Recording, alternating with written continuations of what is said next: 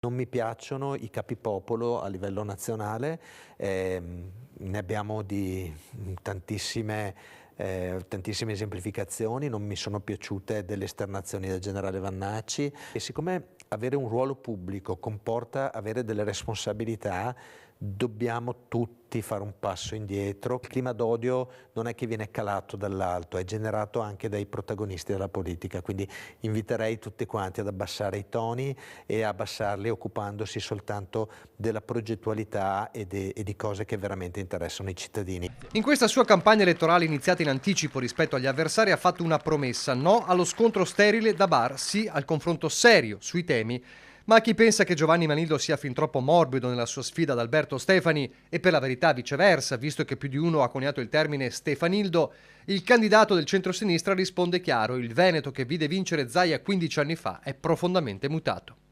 Sono cambiate tantissime condizioni, ci sono maggiori fragilità, maggiori bisogni, anche le imprese hanno diverse opportunità e diverse difficoltà da affrontare. Per la prima volta abbiamo l'indice di produttività del Veneto che è al di sotto della media nazionale, quindi l'aria è di un Veneto che sta aspettando un cambiamento. I temi sono sul piatto da settimane, uno resta cruciale, quello della casa, per il quale Manildo ha un progetto. Un'agenzia regionale per la casa che in modo unitario affronti questo tema, le politiche dell'abitare, stanzi un fondo in 5 anni di 500 milioni di euro, 100 milioni il primo anno per incominciare a efficientare e rimettere a posto il patrimonio delle ATER. E poi il lavoro strettamente connesso con il tema degli stranieri, la ricetta a più step. Certezza, rispetto delle regole, formazione. L'idea quindi è quella di da una parte fare una formazione molto profonda sia sui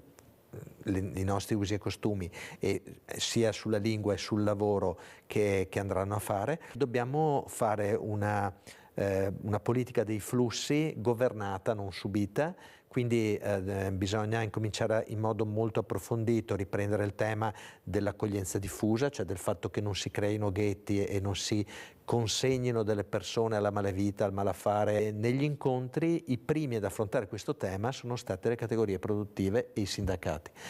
Quindi vuol dire che la società civile è molto più avanti della politica. 7 liste e una squadra che l'avvocato trevigiano che conquistò la roccaforte leghista di Treviso è convinto possa farcela. Non mi sento un kamikaze, si può vincere, ha detto in questi giorni, e una vittoria non cambierebbe il suo senso pratico anche nei rapporti con l'opposizione. Sarà necessario non perdersi in stupidaggini, quindi ritengo che qualora vengano presi dei provvedimenti di largo respiro, dei provvedimenti